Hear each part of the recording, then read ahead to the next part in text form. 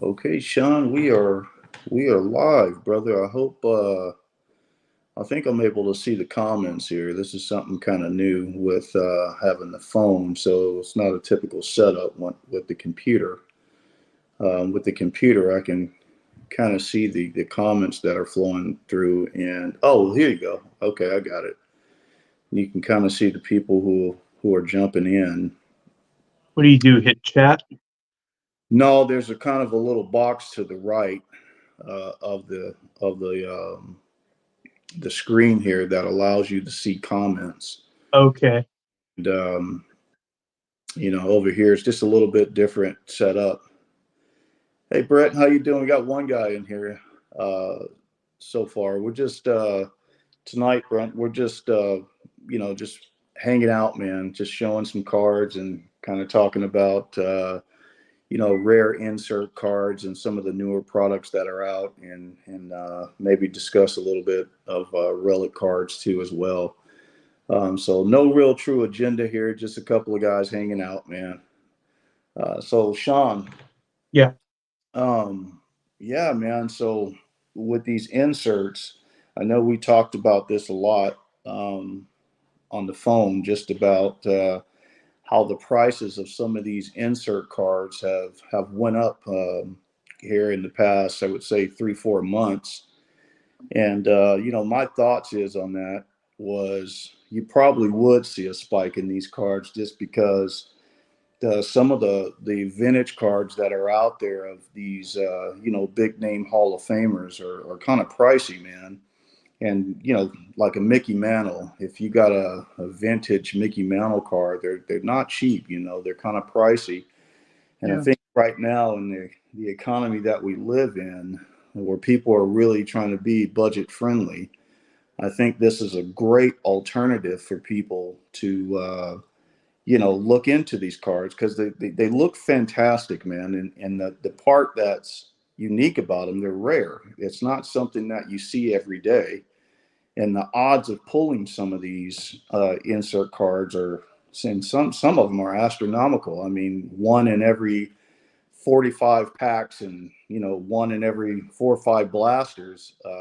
You may pull it, but I think it's a neat way for people to collect and especially own something of the player that they like from old, and can tell the story the same way. You know what I'm saying? Hmm. It's not every day, man. People got the budget to go out and buy a Willie Mays card or a Mickey Mantle card. It's just in some cases it's too expensive in some cases, man. So what's the next alternative is to find something unique, and rare too is the key, is rare that you don't see every day, and you can be pretty proud about owning that insert. And let's face it, man, the story is the same. It doesn't change. The card doesn't change the history. You can tell the story the same with the insert. So I got some inserts that are laid out here, but before I get into them, Sean, what's kind of your thoughts on that, man? What do you think about that?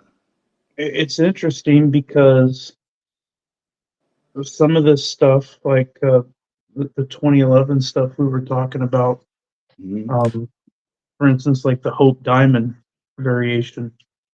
Um, like I've got one, they're numbered to 60, Hmm. and they were hard as hell to pull. And I think I got mine from like like how I got the Trout rookie. I got some packs from buying some vintage slabs from Dave and Adams. And if Hmm. you spent so much money, you got free packs. I mean, back then they would give you, I get, they'd come taped together 5, 10, 15 packs. And I think that's how I pulled the couple that I did. Um, but looking back, going back on eBay, like I've got the platinum Christy Mathewson coming in. It's only paid $10 for the card, but they look great. Yep. Um, there's a lot less of them printed than a lot of the insert stuff that's being made today. I've told you this. I don't like the way Topps does their inserts. I think a lot of it is just mass-produced junk. Yeah. I'd rather get like when I would, I haven't this year, but last couple of years, I'd buy Bowman mega boxes, and I'd get, uh, for instance, in the mega box, you get 2 packs of the Mojo refractors, and I get one of those Bowman inserts in it, right? And I'd be like, God, I Yep. get ticked because I'd rather have a base card, because I just, like I said, in 2012, I bought a lot of Series 1 Tops, and I've got a stack that big of uh, the Golden Moments inserts, parallels, whatever you want to call them. Yeah. There were a couple other ones that they did too, and to me, I think they've been doing it for a while, but go back to doing something like they did in the mid late '90s, early 2000s, where an insert card is an insert, and it actually means something to pull it. You Right. know, Right. that's my thinking on that. But um, what you definitely said about some of these parallels of the base cards, the SSPs, I really like. I thought Topps did a great job of doing that with the old school players, um, doing those. Um, Yeah. and they took that away this year. They're not doing them. They're not doing the photo variations, from what I understand. Yeah. Yeah. Well, I tell you this, Sean. I mean, I really like some of the older inserts that were back in 2011, 2012 had some great inserts, but mainly 2011 had pretty unique ones. With the Diamond Anniversary was really nice, like the Hope. You had the Hope, you had the Cognac, then you had the kind of sparkle diamond, and then you had the 101 that was that canary diamond. Yeah, the Sparkle Diamond's called the Platinum. Right, and the Hope, I think, is beautiful, and I think most people, that's the one that most people are attracted to, because it kind of has that blue foil, that blue kind of foil cracked ice kind of look. As a matter of fact, um, I think you have one, right, Sean? Yeah. Um, Or you have the cognac one? I have a Rogers Hornsby. Let's see. Let's highlight it real quick.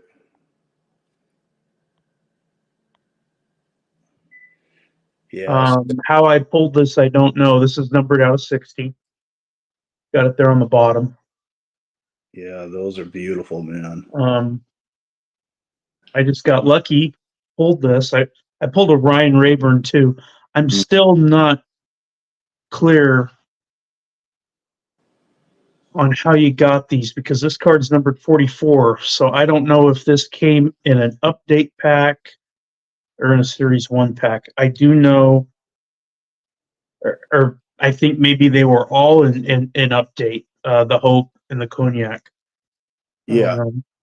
And then this one I thought was kind of unique when I pulled it. I never gave it much thought, but I just put it in a box, put it away, and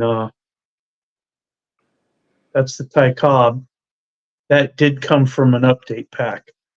That's the Cognac. That's the cognac one, right? Yeah, he's sitting in like I don't know what you call that, an old Model A or Mm. open.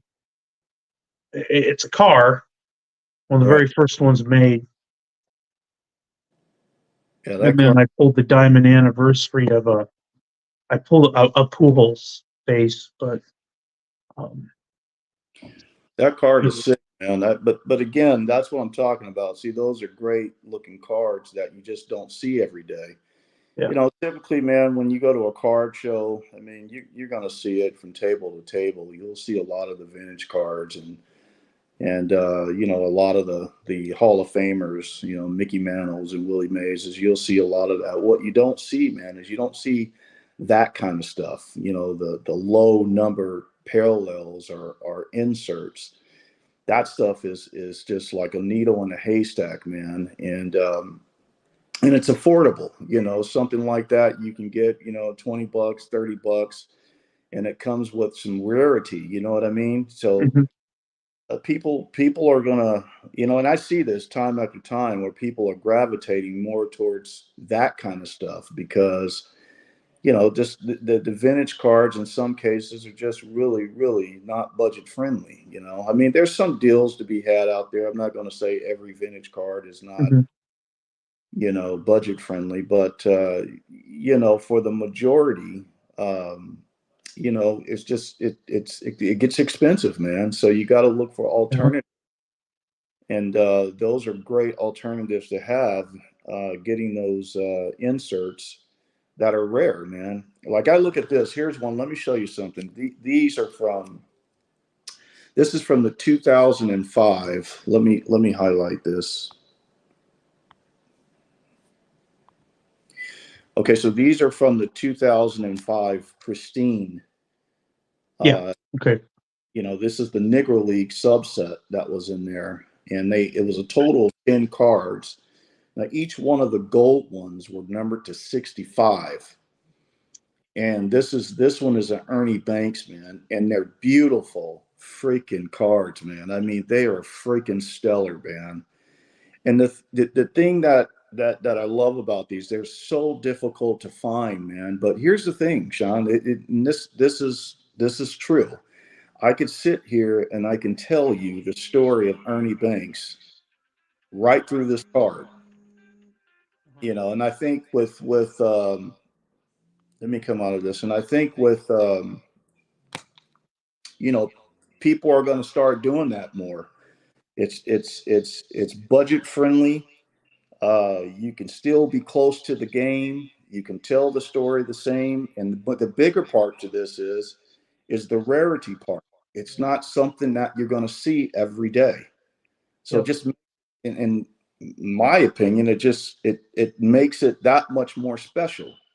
You know what I'm saying? And that's not that's not a knock on vintage cards whatsoever. It's just, again, in this in this time and age that we live in, where things are so expensive and constantly going up, a lot of people don't have that extra income to go out and go buy these kind of cards. So you Yeah. have to be smart about how you spend money in this time of age. And this is this is a perfect way to own something, of a player that you really love and admire, and you can come on YouTube and tell the story the same. Yeah. You know, Yeah. Like that that Ernie Banks. Do you have the complete set of that I of the I have, pristines? I have 9. I don't have the complete set. I'm missing one.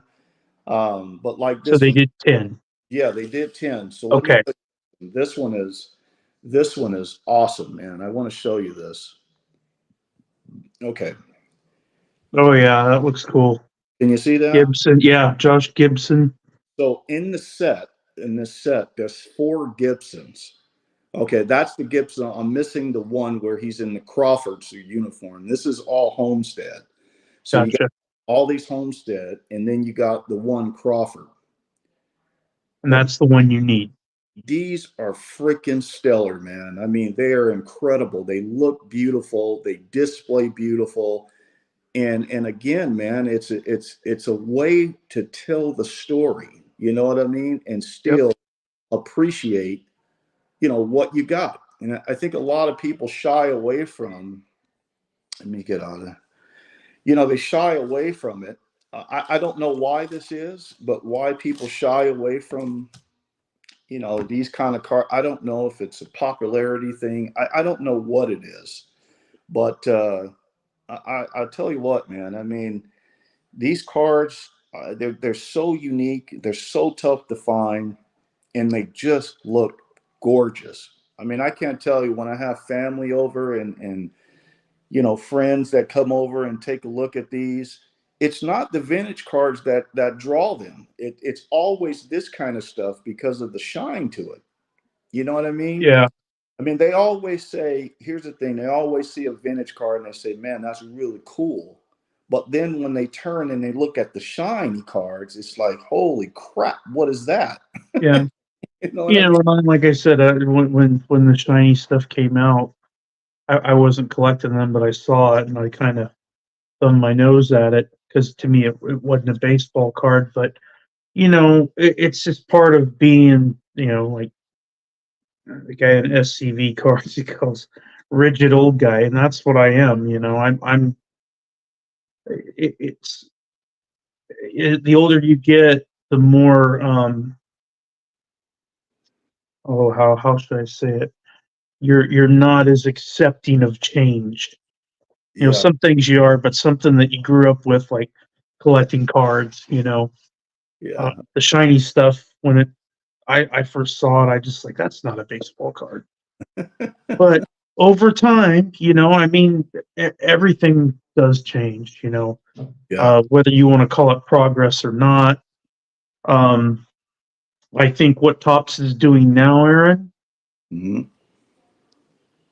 uh, I think I'll just say this: Fanatics has shit the bed, Yeah, you know, uh, with what they're doing.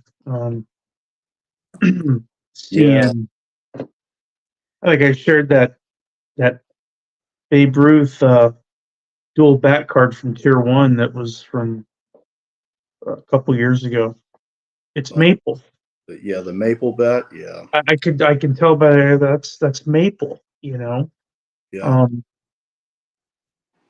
Well, that's why the older triple thread stuff. I'm like it's finally caught my. I didn't care for some of the stuff they did. The mm, later designs, I'm not a fan of. They do make some good stuff. Don't get me wrong. mm, Um, but the Babe Ruth they did from last year, where they got lazy, and the Legends is all the same template, yeah, and the swatches are not anything that Babe Ruth wore. yeah. Come on, for the money they're charging, I don't get it. Well, I think you're right too, because a lot of the triple threads of old, I think it was all the way up to 2011, maybe. That's when all the verbiage changed on the back of the card, where it went from saying exactly it was game worn to no specific event or game, or whatever. Yeah, The verbiage changed up, So I get it, man, and that's the thing too. You struck something there too about collecting some of the older, relic cards, because the authentication was on point, especially like Upper Deck. Upper Deck had phenomenal cards of some of the old timers, and the authentication was there too as well. Like this one right here. Here's one you're very familiar with, this set too, which is the Sweet Spot Classics. Let me see oh yeah, if I can highlight that. But how cool is this, man, to own something of Dizzy Dean? A piece of swatch, but the card looked great. It was a great image of each player that was advertised in the product, and you got a piece of swatch that gave you the beautiful authentication that yep, that we love. I mean, that kind of stuff is real. And I got to tell you, Sean, that kind of stuff is drying up, man. It's yeah, dry completely. You don't see it out there, like you used to back in the day. People are gravitating towards it again, and that goes to the point that I'm trying to make here about having alternatives. You don't have to go break the bank to have a nice piece in your collection, or something that's representative of the player that you love. You can tell the story through any card. It doesn't have to be the big card. yeah, And great ways to talk about, especially like Dizzy Dean, because he's got so much history, not only just in Major League, but he also has connections to the Negro Leagues, right? yep, So, and Satchel Paige had great relationships, and you can tell the story right through these cards. I mean, there's documents out there, books that are written behind the friendship that him and Satchel Paige with. And I could sit here and I could say, look, take a look at this card, right? I could say, here's Satchel Paige, and here Dizzy Dean, yeah, best best friends. And guess what? I can tell the story the same and feel good about it. Feel Yep. really good about it. You know what I'm saying? Yeah. And these cards are not breaking the bank. They're not costing hundreds and hundreds of dollars, man. And Yeah. they're Here's a Digi Dean that after I got that one. yeah. Um, See so what you I'm got. like, well, I wonder if I could find any of the road flannel. I think this is piece of road. Oh, That's from 2000. one. You're right. Yep, 2001. Yeah, I that is. think that's road flannel, or it's very, very dirty home flannel. And when I first saw these cards, I never paid much attention to Hmm. them. I didn't care for the number, okay, but it like I said, it takes time. And when you put one of these cards in your hand and you see how they constructed these compared to the way they do tribute now, I mean, it's similar in a way, but these were very well constructed cards. Yes. They're very I mean, they really they put effort. They spent some money to make them.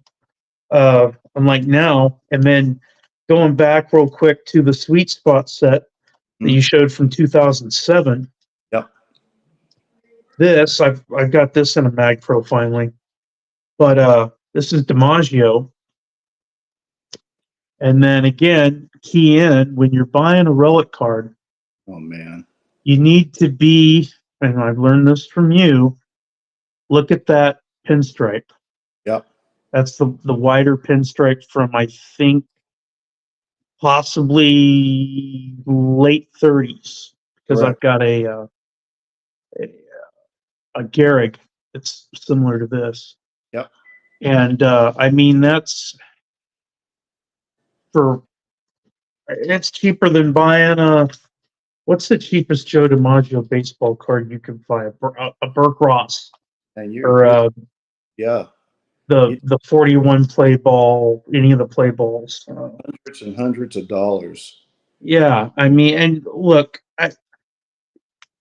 I got friends that say, "How could you cut up an old jersey? How can you do that?"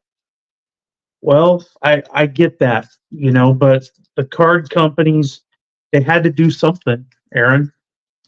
Um, and Yeah, you're right. you thought of it a long time ago. Hmm. Am I correct?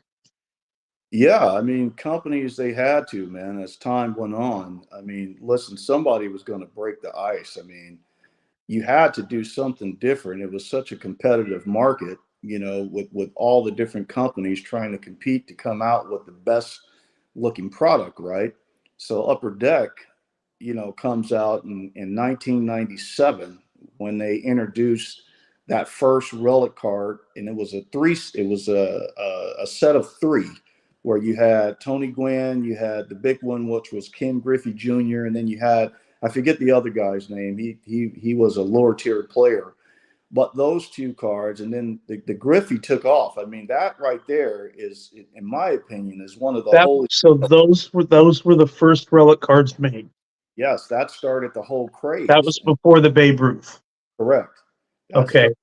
started the whole craze, and it kind of went from there. But again, like you just showed, again, what you just said is making my point. You just said with that card, the pinstripe on it is thicker. It's not thin, so you can pinpoint exactly to when that jersey was used, right? You can kind of get a sense of, well, it was authentic or not. Yeah. That's a great way to say it. But again, like I said, that is again a card that won't break the bank, and you can feel good about what you're owning, right? You Yep. can say, and I got something incredibly unique of one of the greatest baseball players in baseball history, Joe DiMaggio, right? I got something incredibly unique of a jersey that was possibly worn during the time that he played. I mean, you can't, in my opinion, you can't put a price on that kind of thing. That's the thing that why I love collecting relic cards, because in my opinion, it gets me closer and closer to the game, right? I mean, if like I It's a said, little piece of memorabilia on a yeah, card. exactly. Exactly, man. And it's budget friendly. That's the important part, man. It is so budget friendly. I don't have to go out and spend $2,000 on a Joe DiMaggio card. And there's nothing wrong with that, guys out there. If Yeah. you're listening, you got the budget to do it, then knock yourself out, man, because everybody would want to own one of those cards, but let's be real about it. We can't. So our next move is to find something that's incredibly unique to be proud of in our collection, and that could be from $1 card to $100 card, depending on where your budget is at. And Yeah. that the relic card is where it's at. You get a relic card, whatever, $50, $60, and I'm going to sit here and tell you the story and be thrilled about it of owning something, unique. Yeah. Well, you said $50, $60. Here's from Trilogy. Johnny Mize. I'm a real big fan of the flannel, right? Because you can tell it's old. Right. Um, Hall of Famer, granted, lower tier compared to what a lot of these cards are, but again, it tells a story. It's a Hall of Famer, and I got this Oh God. on Yeah. eBay. No big deal, but I paid $1.75 plus tax and shipping. I got the card for like $7. Man, that is awesome, man. That You is know, so awesome. Yeah, that is cool.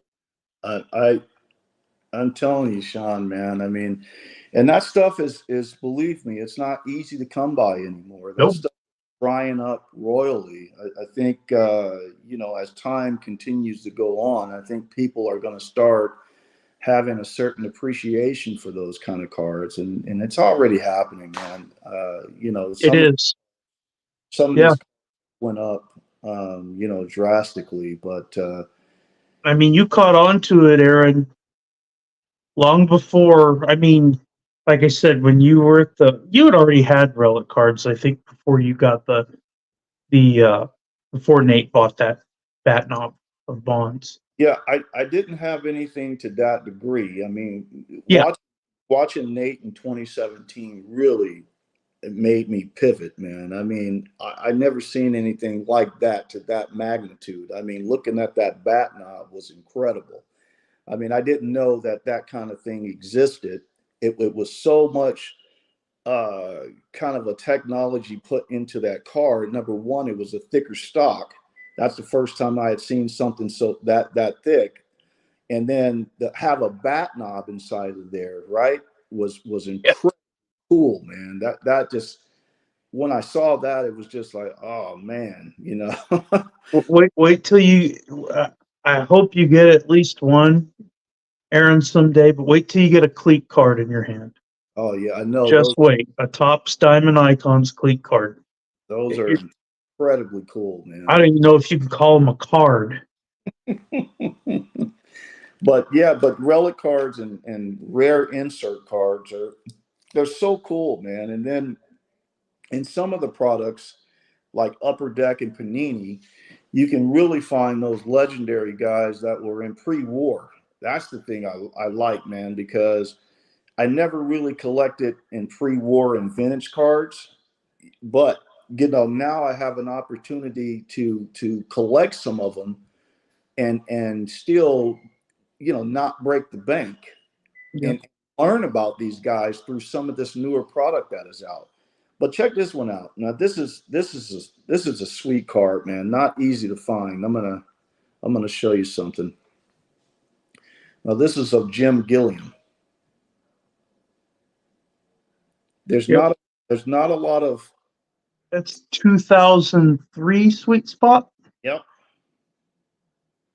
not a lot of flannel out there of No. Gilliam. In fact, that's probably the only flannel of Jim Gilliam that was ever cut up, put in a card.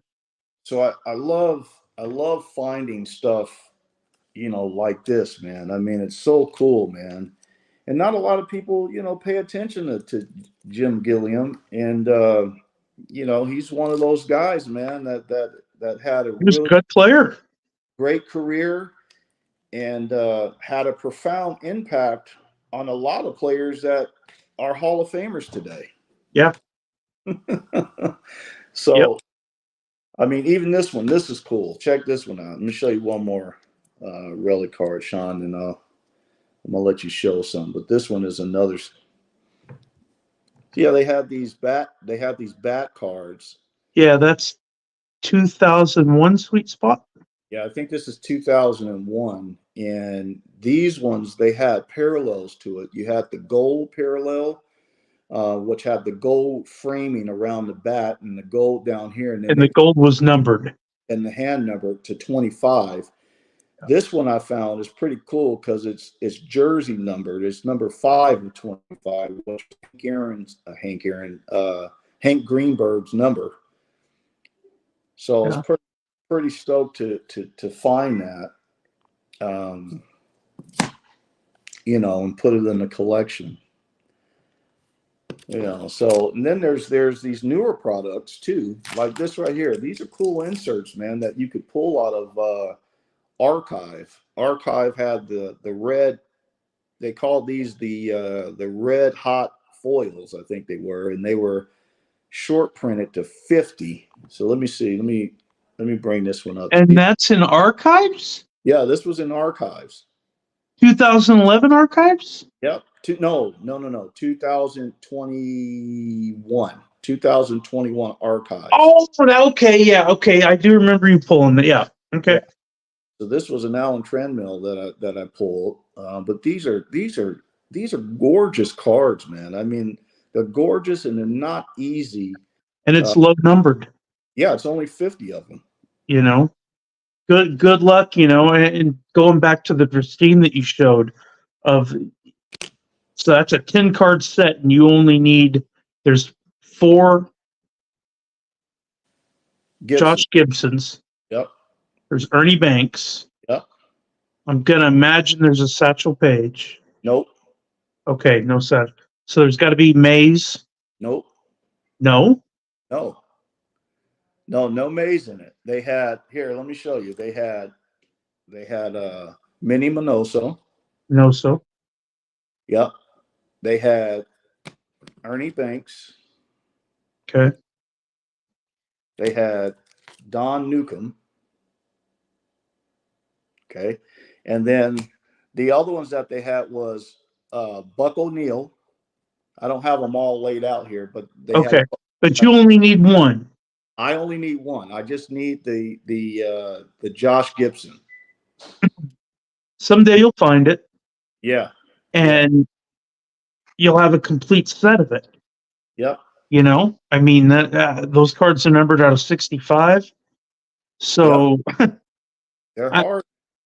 Yeah, it's like going back to the Hope Diamond or the Cognac cards of getting all the short printed old time players, having a complete set of that, which is, I'll accumulate what I can between the various parallel the colors, but that Aaron, it's a considered a modern cards that you've got, but it's low number. Try to go find a complete set of them on eBay. Good luck. Yeah, good luck with that. The other one is tough to find too, in the same set. See, this was the same set. This is the legendary Newcomb. Yeah, and these was the gold. This is the gold parallel. Now these ones right here too were numbered out of 65 as well. So you had the Negro League set, and then you had the regular set, the regular legendary set. In each one of these, you had a couple of different parallels. You had the base refractor, which was numbered out of 999, and you had the 65 gold, and then you had the 1 of 1, which was the super fractor. Yeah, and they were nice. They're beautiful. It's a cool design. You got the little pennant in the corner like they did in the 65 tops. Yeah, exactly. I mean, they're really cool cards, man. I mean, super cool. Yeah. Go So, find another one. yeah, You're man. not Yeah, you're not, going to man. the grave. So they're so tough to find, man. And you know what drew me to the set was Monty Irvin. Monty Irvin is in this set, and so I was trying to get a lot of rare inserts of Monty Irvin. And when I stumbled upon this, I was like, "Oh my God, man! This is such an incredible set, man!" And I started jumping right into it. So, but yeah, Sean. So, man, I know you got some stellar relic cards, man. You've been dipping into here, dude. Let's show Um, you a couple of them, man, that you may have picked up. Talking about going back to knowing what you're buying, doing a little research, and again, I learned from you, the professor, in whatever year it was. Upper Deck bought a pair of game used pants of Christy Mathewson, Oh God. and it's distributed in five different issues that they made. Huh? This one is 2003 historic swatches. Now, Oh man. they pretty much Upper Deck used that same photograph on all the cards, I want to say, except for chronology. Hmm? So they did chronology. They did the 2007 sweet spots.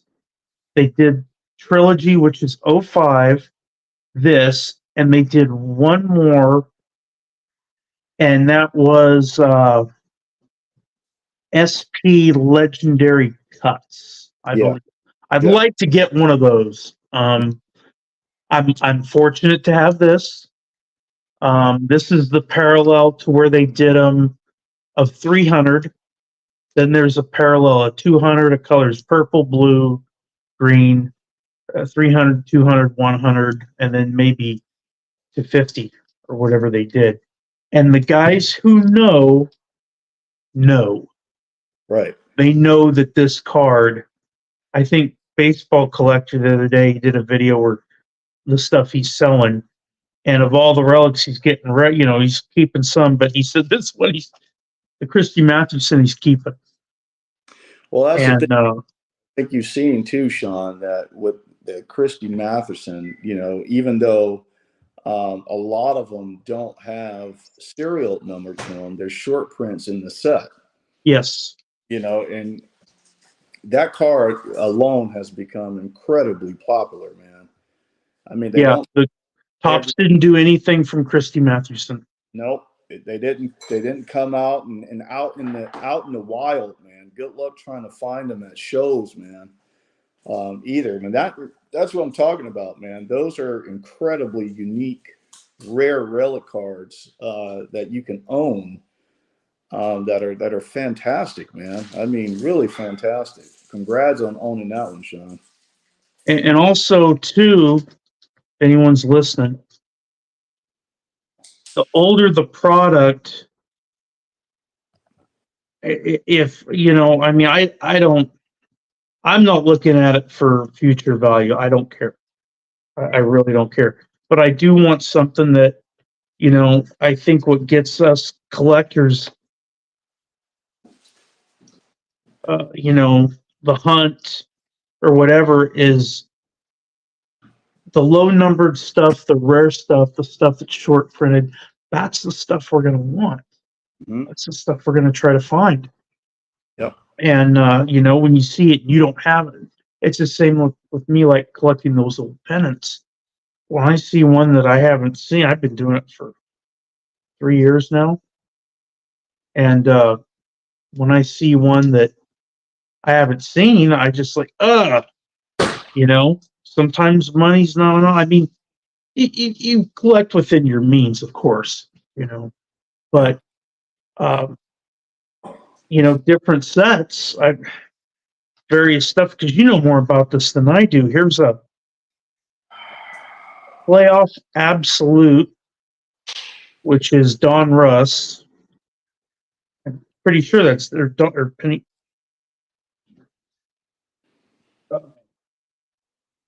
Authentic items. Um, Let's see what you got there, Sean. Show it. uh, this is just a dual swatch of gray flannel. One says it's from a jersey, there says it's from pants. This is of Joe Cronin. And it's not anything special. It doesn't cost a lot of money, but it's something that of Joe Cronin, Yeah. Which I think you got something of Joe Cronin. That's a pretty big deal. Yeah. Hey, Jay, how you doing, man? Thanks for coming on. We're just hanging out, talking a little baseball cards. There was no agenda. I'm just with a buddy of mine, and we're just talking baseball cards. That's all. Yeah, Sean. Yeah, I acquired the Joe Cronin bat knob, man, which was stellar, man. I mean, a lot of people too. That's the thing about Joe Cronin, man. There's a lot of people he's not talked about. No. Kind of one of those guys that are under the radar that had a really a magnificent career, man. But I was thrilled to own that. Get to find that, I should say, of the bat knob. But what you just showed there, Sean, is exactly, again, a way to where you can have something incredibly unique in your collection and not break the bank. That's the whole point of this, and this is why I say more and more collectors are going to be driven in that direction as time goes on. Because why, man? I mean, our economy and everything around us, man, it's not. Listen, things are not getting cheaper, and things constantly going up. So we have to look at that kind of situation and say, right, okay, is it smart to invest into this, or do I take the small budget that I do have and invest in something that's low number, that's rare. Again, rare is the key. That's rare, that you can appreciate and tell the same way, right? I mean, you see vintage, and you see, and this is, again, guys, don't take this as I'm comparing because all I'm saying is I'm talking about alternatives. If you don't have the budget to go out and buy, some of the higher end vintage cards, a great alternative to that is to start looking into some of these rare inserts that are out there of some of the greats, again, Babe Ruth, right? A stellar card, and believe me, these are starting to go up too if you look at it. But if you find a Babe Ruth and one of these insert cards are awesome. It looks awesome. It's budget friendly. You don't have to pay hundreds and hundreds of dollars. They look cool. They're very attractive. And listen, when friends and family come over, I'll be honest with you. I said this earlier. They look at the vintage and they say, "Man, that's really cool." But when they look at the shiny cards, it's mind blowing to them. Like, holy crap, that's a freaking amazing card you got there, right? Yep. And then what happens is this wonderful conversation happens about the player, right? And it's not through it's not through that card, it's through that card. You understand what I'm saying by that? Mm-hmm. It owning a vintage card doesn't change the history, right? You can still change, you can still tell the story through the newer cards. And I think more as time goes on, again, and I say this, as time goes on, I think collectors are going to find that, and I say this, I preference this, it's okay. It is okay to go down that road. Yeah. It really is. Yep. I mean, true collectors don't mind, and collectors that are like-minded, and I say that, like-minded, are not going to shit on the guys that are collecting that way, because they understand. They understand it's not about how much money, it's just about collecting players and guys, and that nostalgia feeling from back in the day when you were a young kid and you were buying packs of cards and trying to pull that great player that you love so much, right? And you tell the story. You get on YouTube, you grab a card, you tell the story, and everything is great. It's just that. I mean, we get caught up into this thing where, it's almost as who's got the biggest, as the young kids will say, who's got the biggest nutsack. Yep. Right? And that's not what collecting's about, man. I mean, that's I've never looked at collecting in that kind of way, at all. I mean, me, Sean. Listen. I'm thrilled. I'm thrilled to own, something like this. Incredibly thrilled. Yeah. So Yeah. Something that this guy's not in the Hall of Fame. yeah. I still don't get why he's not. But I got this the other day. This is from 2011 Marquee, which is, for those who don't know, Marquee became Museum Collection. Museum Collections got to be my favorite product Topps ever did. Yeah. But this is here. I'll take it out of the. This is from 2011, and it's a swatch, most likely pants, could be a jersey. Steve Garvey. Mhm. And what's cool about this? Yeah. Look at the stains on it, the rust stains. Yeah. Whatever. I mean, Very cool. Um, it's out of 75. Big deal about the number. I don't care. But it's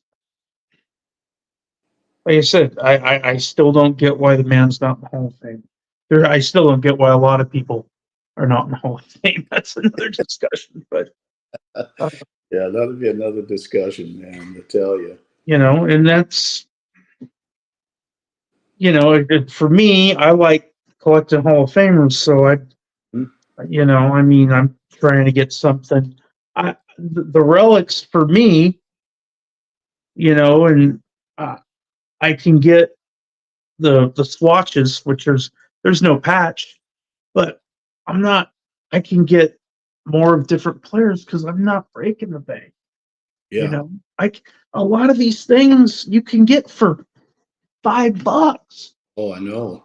$10, now Christy Matheson, yeah, you're gonna pay minimum $200 Right. for just a piece of that one pair of pants that Upper Deck cut up. Here's one this is Donruss Greats 2005, and you're more familiar with this product than I am. There's Hack Wilson. Oh, that's great. Yeah, just a piece of bat. Yeah, that's great. No big deal. Yeah. I don't know what I paid for this. $30 maybe. Yeah. And a lot of people might not even know who Hack Wilson is. I mean, yeah. I don't know, man. I just, again, I just love collecting in that kind of way because for a lot of reasons, again, it's just budget friendly. You don't got to break the bank for it, man. And they're great pieces of history. They're great cards, things that you can share with your family and talk with your kids about. And they look cool, man. They display really cool. They do. And again, alternatives is what we're talking about, I guess. Hey, going back to Joe Cronin, Aaron, let's see it. Oh, let me grab it. Oh, okay. I thought maybe you had it with you.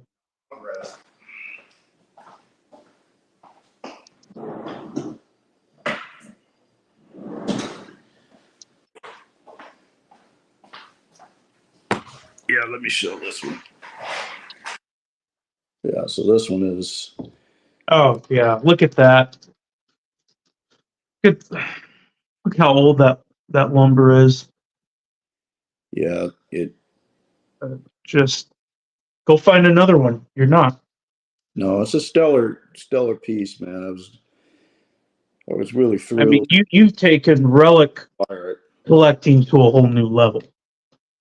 And that's good because, you know, you're going after true collector's items, a lot of one-on-ones in your collection. And you got all those guys that, you know, people are paying thousands of dollars to get. It may be a PSA or an SGC2 that's just beat to crap, and they're paying a lot of money to get it. You know, Yeah. whether it's a tobacco card or a 54 top St. Garen. Mhm. You know, the price of vintage cards. You know, and you know me, Aaron, I'm a big vintage guy. Yep. Uh, it, After the spike, I mean, some guys, I guess, are thrilled about it. I was pissed off because I'm sitting there looking at it like this is crazy. You Yeah. know, a lot of people are taking advantage. Uh, I'm not bad mouthing dealers, you know, but when you're buying up that low grade stuff that was affordable for and I like to keep, you know, I was taught you buy the best condition you can afford when you're buying vintage. Exactly. So I was in that 5 to 7 ballpark range, and it was a lot of money then. But compared to now, Yeah.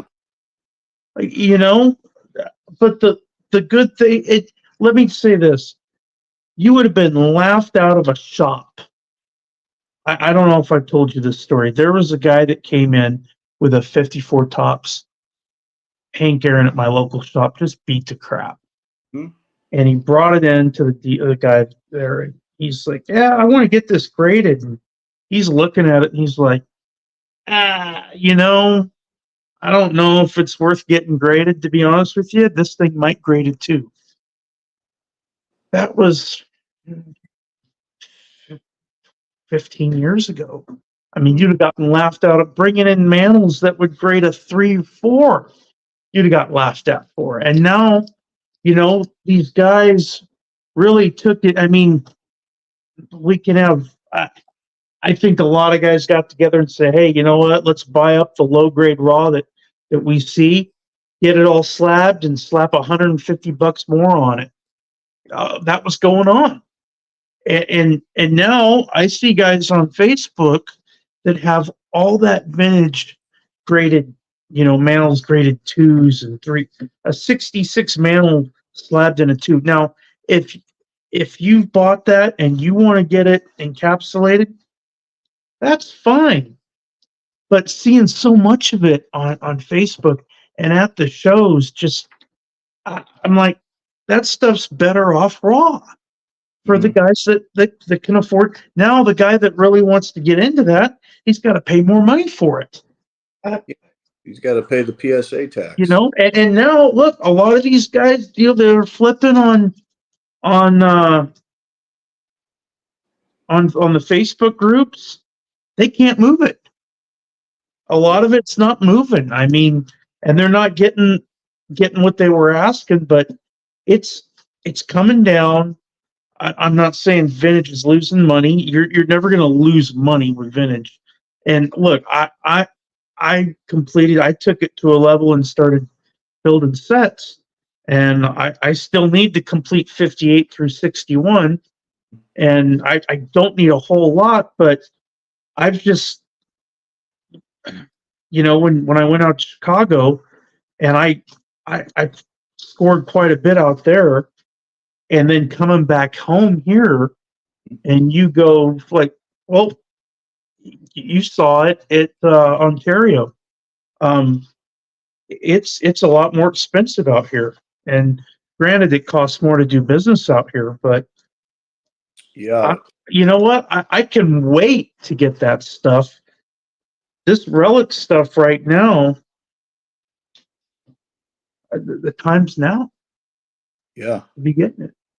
Well, it's fun too, Sean. I mean, it's really fun, and I think again, and It's got to be fun first, regardless of what someone says. Oh, you should buy. No, you gotta like it first. yeah, I mean, I said this, time after time. I think people, again, collectors are just being more conscious about how they're spending their dollars. And that's the big thing here. Again, um, can you afford it? Can you afford to invest into these different cards, especially at the prices that they are today and what's going on in our world today with inflation going on and the prices of gas going up and all this thing? Is it budget friendly to go into that, to go buy vintage cards and I get it, man. It's as collectors, man, we have that drive. We want to get out there. We want to own things and stuff like that. But you just have to be conscious about how you're spending your dollar. And again, the alternative to that is these insert cards and cool cards that have pictures. And that's the other part.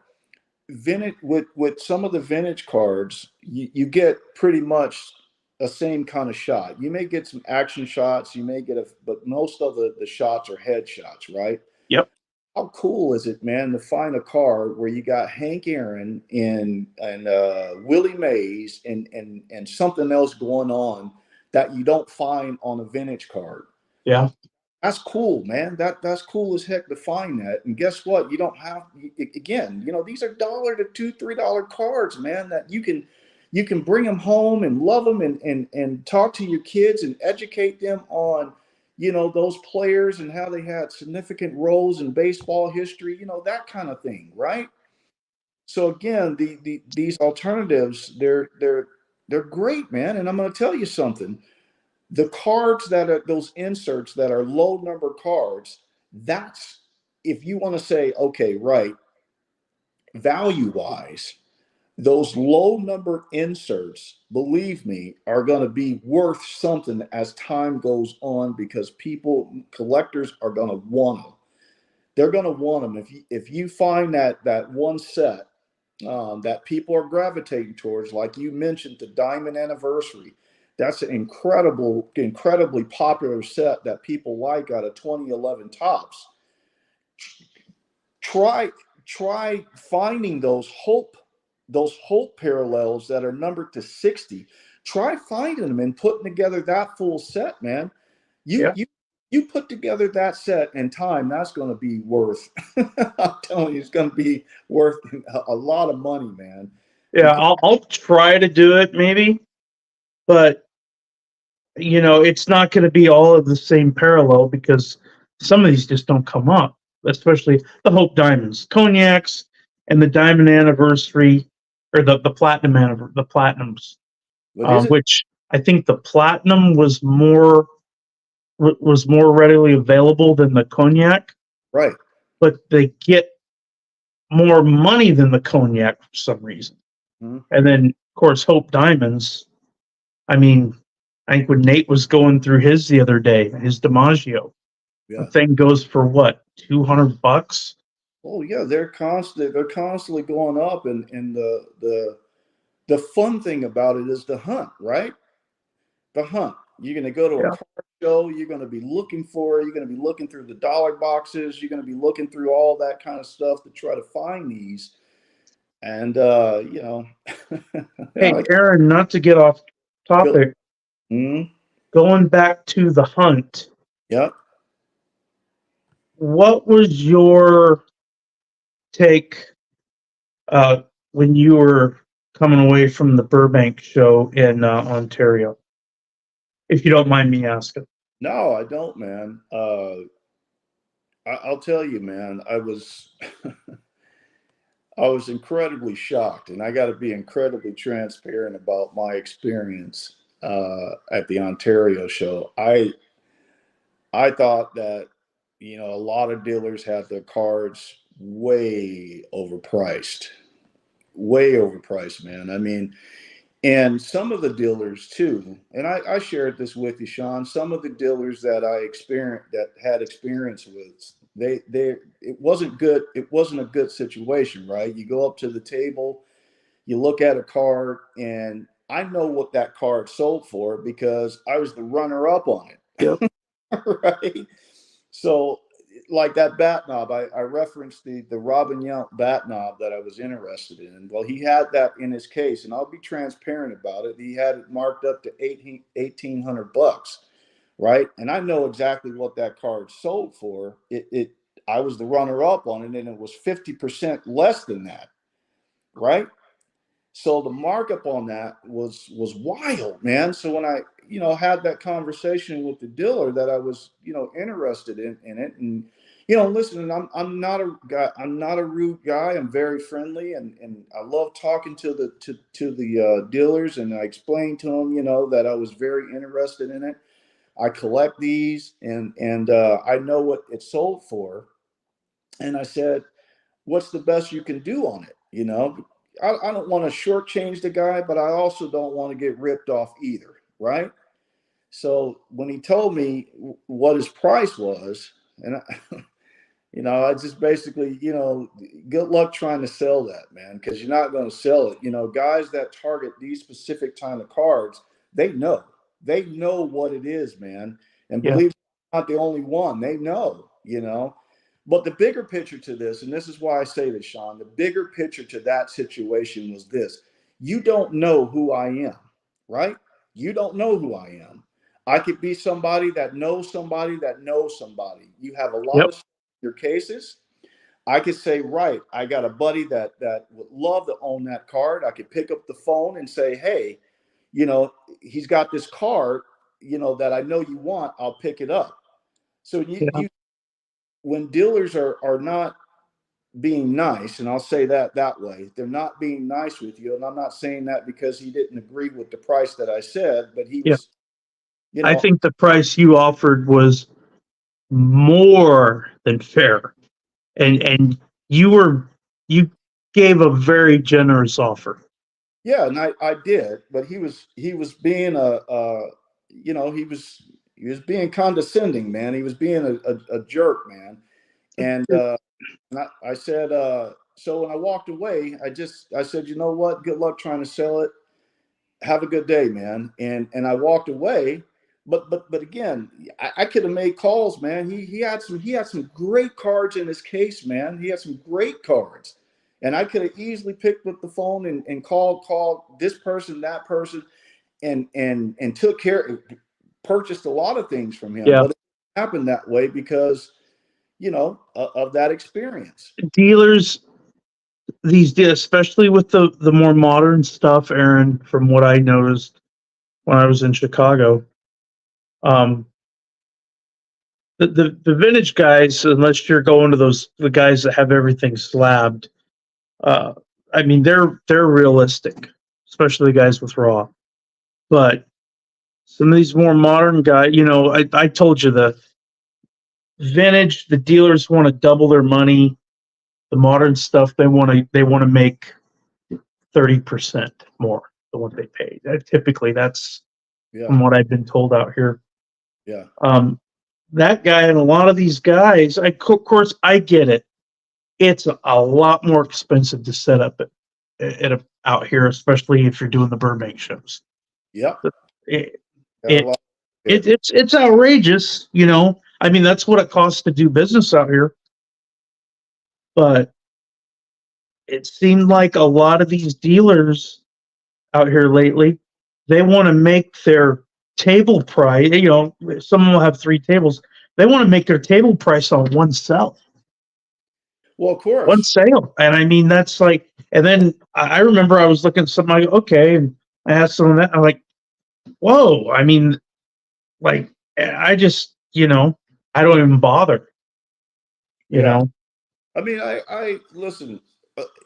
That those are his cards, Sean, and that man has a right to sell those cards at whatever. But the point is, you're there to sell. And my thing is this: if I'm on the other side of that table, I'm looking at everything. I'm not just looking at the cards that are in my case. I'm looking at how my interaction with you can impact me down the road, right? Because yeah, here's what I find a great deal with you and appreciate how you dealt with me. I'm going to go tell you. And I'm going to say, hey, check this out. This guy down the way here at booth 24, I had a fantastic experience with this guy. Go check him out. He's got great stuff in his cases, right? Because Yeah. that's, again, that piece alone right there is what it's about. You have to network in that manner, because listen, referral is everything. And I'm telling you, most of the people that I've dealt with have told me that most of the business that they get, at least on specific cards, have all been from someone telling someone. Yeah. And that's my thing, don't be a schmuck, man. I mean, even if we don't get a deal done, be cool, be nice, because I'm not being a jerk to you. It's no way to be that way. And if the Yeah. experience is great and I didn't buy anything, I'm still going to go tell people. The thing is, like you said, they don't know who you are because you're the guy on the other end of that computer screen that's putting a bid in on some of this stuff. Right. The Yogi Berra Right. pet barrel from that Joker. Remember Right. that? Yeah. And I Yeah. Yeah. Love Truth. It was a situation where the service was pretty bad. I was pretty shocked, man. Uh, but my overall experience in Ontario, man, I mean, I went in there and I didn't have any expectations. I never do. I just go in there and just try to do, look around and see what people got, yeah and did that. But I found that most of the tables that I went to were incredibly overpriced. I mean, yeah some of them were 60% higher than what you would normally find them at. So, yeah and, um, and I get it too. I remember a dealer in Chicago was telling me, he says, man, bat knobs, I'll buy one and I'll sit on that thing for 2-3 years before I move it. yeah, It's he said it you with bat knobs, you're looking for that specific guy, that specific collector, yeah, and there's not a wide range of guys looking for bat knobs. It's going to either be a player collector or someone that appreciates Hall of Fame relics, yeah. you know. You're right. You're absolutely right on that, Sean. So, I'm sorry to get off on that. I just, no, no, no, that's okay. I Yeah, think people got a lot to learn from what you that's had to say about that. the Ontario show for some. I mean, there's a lot of footage out there from that show, and a lot of people were able to, find some really good deals. I mean, if you're the kind of guy that has patience and you like going through some of those dollar boxes and looking at those, and if you're that kind of guy, you have that kind of patience, you may have found something, pretty cool. You may. But for me, Sean, I when I go to those shows, I really try to be specific, on the things that I try to target. So usually that most of those cards are kind of in the cases, Yeah. and so but yeah, man, I mean, that was my experience, man. So I don't know, but Yeah. eBay's the best show, brother. The best card shows on eBay. Yeah. Show. You're right, Aaron. Deal and deal, man. So Well, what's the next thing you got to show, Aaron? uh check this one out. Here's a DiMaggio, man. This is pretty cool. And this is from the SPX.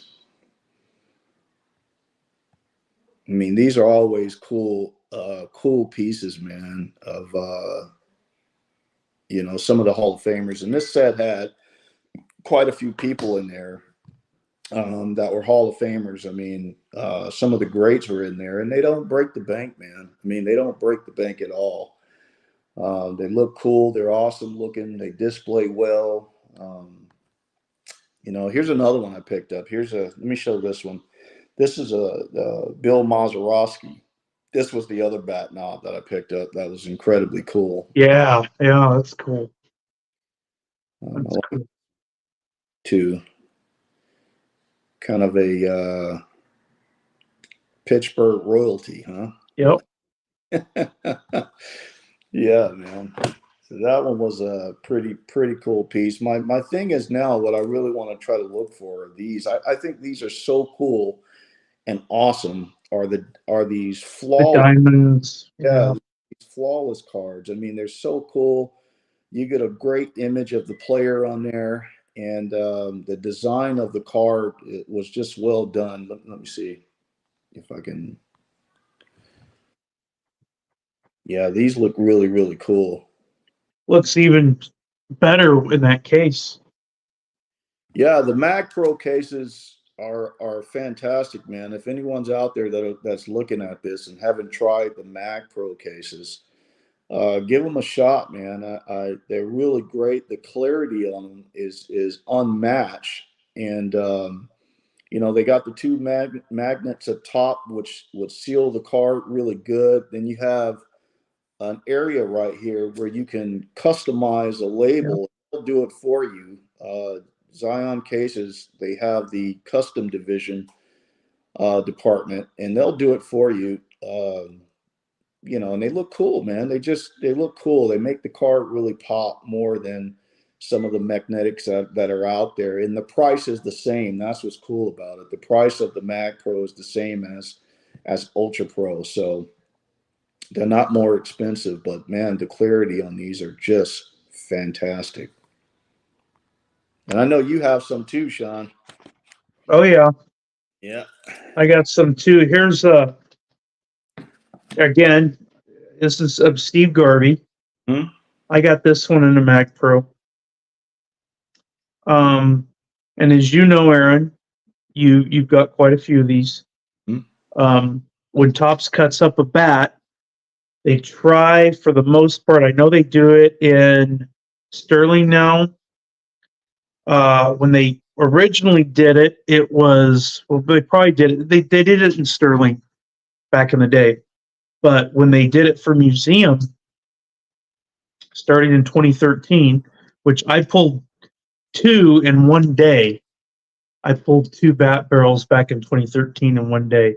Different cases, of course. That was a story, but um, nothing huge. I mean, an Evan Longoria at the time and a Ramos Ramirez, but the what caught my eye in the set when they put the checklist out, I saw the Roberto Clemente and I saw the Ted Williams. I was just like, oh, Mm-hmm. wow, you know.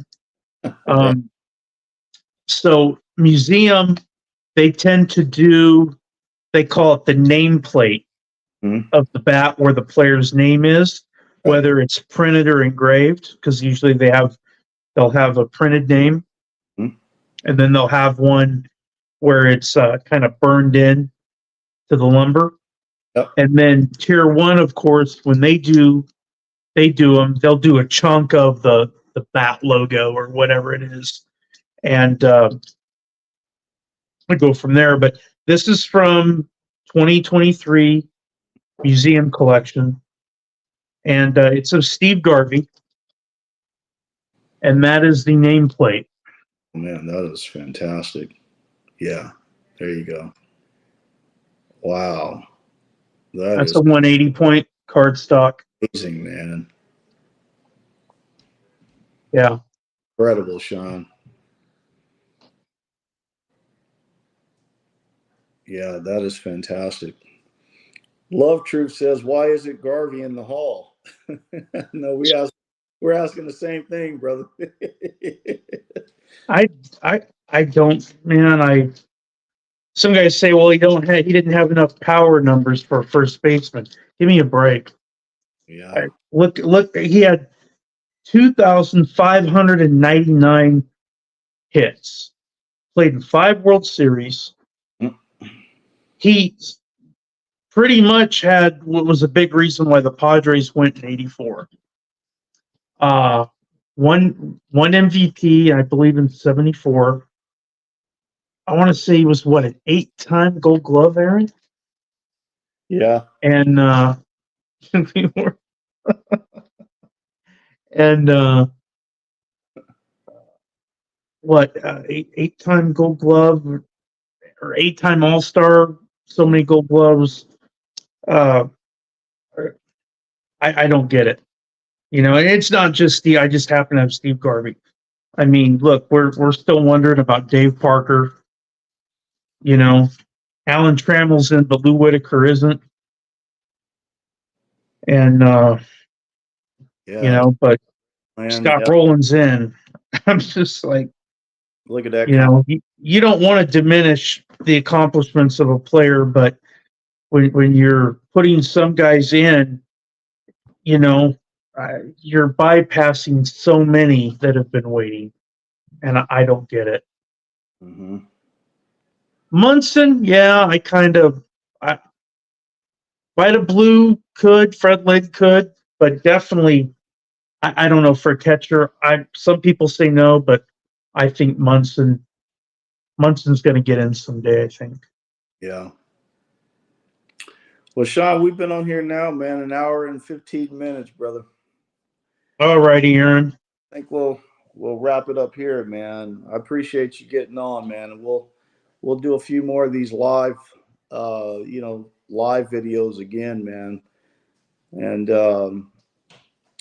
so I appreciate you coming on with me tonight, man, and talking Yeah, baseball. thanks, Aaron. It was fun. All right, brother. Everyone, thanks for joining us tonight. And we will talk to you guys later. Peace.